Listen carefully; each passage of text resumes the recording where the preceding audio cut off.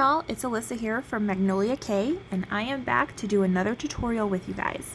It is now August, if you can believe that, and we are inching our way closer to fall and cooler weather.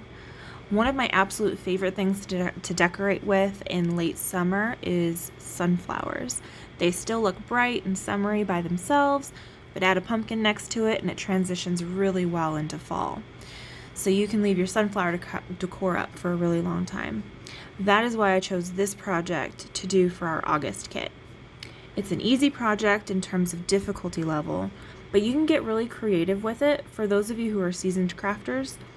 I'm going to show you how a beginner can do this project, and I'm also going to throw in a little shading at the end, which is a little more advanced for those of you who want to try it. Don't feel like you have to follow this tutorial exactly though. Feel free to get creative and make it your own. You can easily pick different color palettes or use different painting and decorating techniques and get a totally different look that matches your personality. To get started, I'm going to start working on painting the background. I just love these flowers that have been etched in. Once you get this all painted, it's going to give the background some texture and some interest. There are several ways you can go about painting this. The way I did it was by using a makeup sponge and doing 2 light coats of paint. After dipping my sponge in the paint, I dab off all the extra before I touch the project with it. This helps me do the light coats, and I am actively trying to not push paint down into the engraved lines. This will keep the lines dark and will make the flowers pop a little. If you want a more muted look, you can do heavier coats of paint and try to push the paint down into the lines. You won't be able to see the flowers quite as well from a distance, but you'll still get that texture when you're closer up. Either way, I think looks beautiful. It's just up to you to decide what you like best. If you're not sure, you can test a small area at the very top or the very bottom of the background first. These areas will get covered up later, so it's a great place to play around with the technique. This is the part that I think takes the longest, so be patient and trust the process. It's going to look great at the end. Once you've finished doing your first coat, let it dry completely before starting coat number 2. I did not record me painting coat number 2 to save on time, but it's done the exact same way as the first round.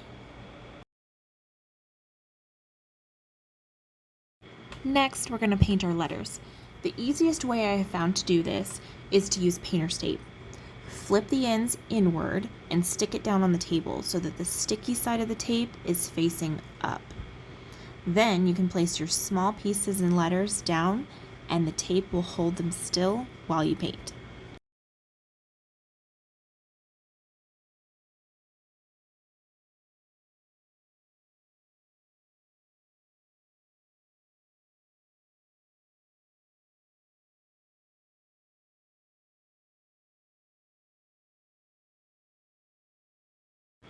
I use the same technique to paint the letters as I did the background. I like using makeup sponges and doing the light coats. When you're doing dark colors like this blue, you may only need 1 coat to get good coverage. But if you're doing light colors like white or yellow, more coats are usually necessary.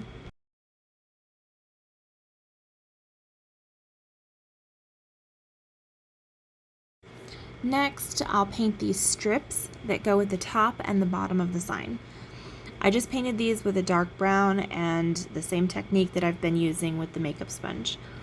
My camera battery died, so I didn't get it recorded, but after they dried, I went in with the sanding block and I roughed them up a bit to get a little bit of a distressed look.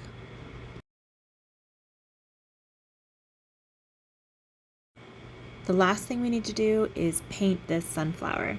I kept mine very simple, but you could do so many creative things with this. I think covering the petals with decorative scrapbook paper would be really pretty, or maybe doing some glitter if that's your style. Again, so many creative opportunities here.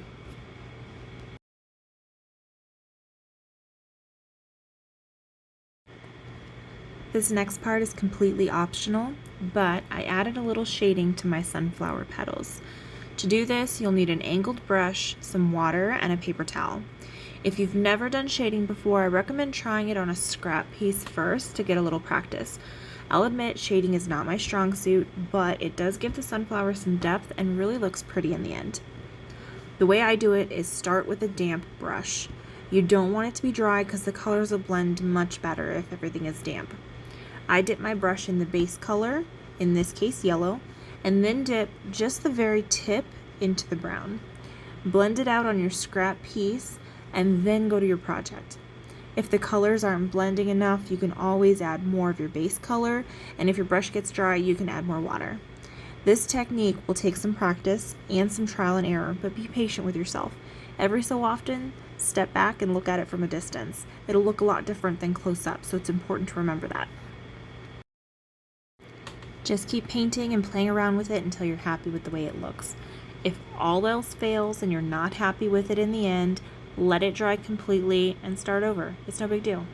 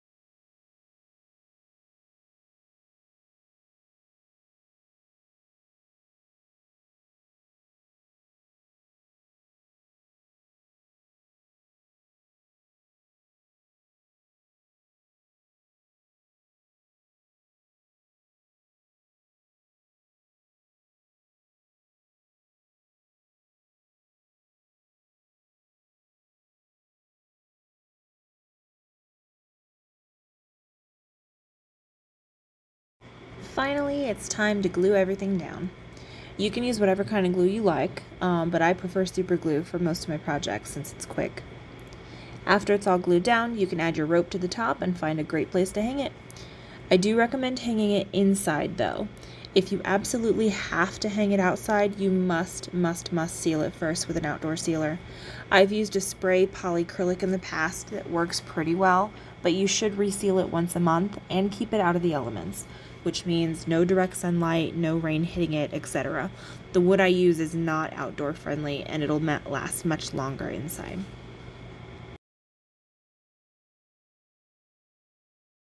And that's it. I really hope you enjoyed this project as much as I did. If you haven't signed up to get our monthly projects yet, head over to magnoliak.com. Our next project comes out September 1, and you're not going to want to miss it.